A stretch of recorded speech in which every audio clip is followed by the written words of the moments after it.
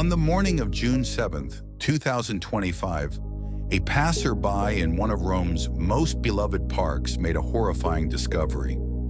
Under the cover of trees and thick underbrush, hidden from plain sight, were the remains of a woman and her infant daughter. They were alone. They had no names, no documents, no clothing.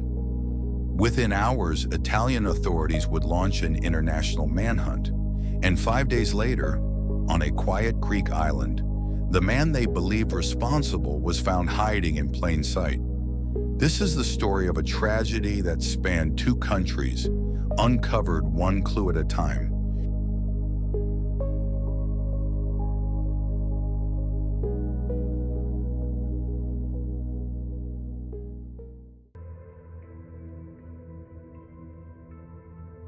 This is the story of a tragedy that spanned 2 countries, uncovered 1 clue at a time.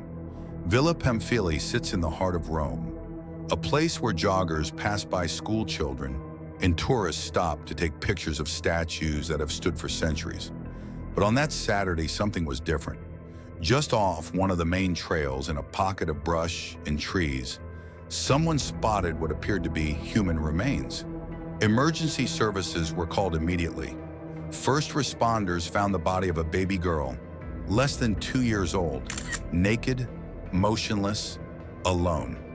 Roughly 300 meters away, hidden beneath a black plastic sheet, was the body of a woman, believed to be the child's mother. Her body had been there for several days longer than the child. Both were without identification, both completely nude, and both, according to police, left there intentionally. Who were they? Police couldn't say. No ID, no passports, nothing. But they had 1 clue, a tattoo. On the woman's arm, investigators found a distinctive image, a skeleton riding a surfboard. It didn't match any immediate missing persons records in Italy. But there was something else, a witness. Someone remembered seeing the woman alive just days earlier. She wasn't alone. She was with a man, and with the very same baby. Surveillance footage near a shelter in Vatican City supported this. The 3 had been seen multiple times. They spoke English, and they looked, at least to others, like a family. Witnesses described a tall, dark-haired man, American, possibly in his 30s or early 40s, traveling with the woman and child. The trio had been staying near the Vatican, often seeking food or assistance from a nearby charity-run shelter. There had been tension between the couple. One altercation had escalated enough to draw the attention of local police. During that incident, authorities documented the man's identity, but no arrest was made. After the bodies were discovered, that moment would prove critical, because the man had vanished. Investigators began piecing the puzzle together. A pink toddler's dress found in a nearby trash bin, a sleeping bag, a child's bottle. 40 items were collected from the scene, but 2 would prove decisive. The first, fingerprints on the black bag that had covered the woman's body. They matched the man previously stopped by police. The second, scraps of tent fabric identical to ones distributed to unhoused individuals in the Vatican shelter area. Combining surveillance footage, shelter logs, and witness reports, authorities confirmed the identity of the suspect.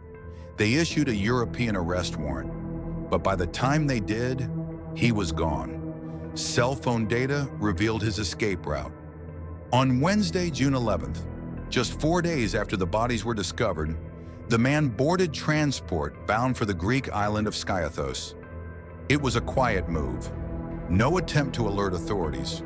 No goodbye. No acknowledgement. Greek police, acting on Italy's request, tracked him down. On Friday, June 13, he was taken into custody. He now awaits extradition. What happened in that park? Authorities say the timeline suggests the woman died several days before her daughter. The implication that the baby may have been alive, possibly alone, for an extended period. Forensic analysis is still ongoing, but it's now believed both deaths were homicides. What remains unknown is the precise cause of death, or the motive. No one has yet come forward with names. No family has claimed the bodies. No friend has spoken publicly. Who were they truly? And what led to that moment in the brush? There's one detail that lingers: the relationship between the victims and the suspect. Some believe they were traveling together as a couple. Others think he may have only recently joined them. Could it have been coercion, desperation, or something else entirely? The woman is believed to be around 30 years old. The child, less than 2. Neither has been officially identified. DNA testing may soon offer more clarity.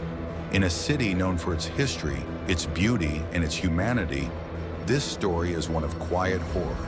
A mother, a daughter, a man who left, all unknown, all far from home. As Italian and Greek authorities continue their work, one truth remains: 2 lives ended in silence. And their names, who they were before this tragedy, may be the final pieces of a puzzle the world may never fully solve. If you found this story compelling, consider subscribing for more real-life crime.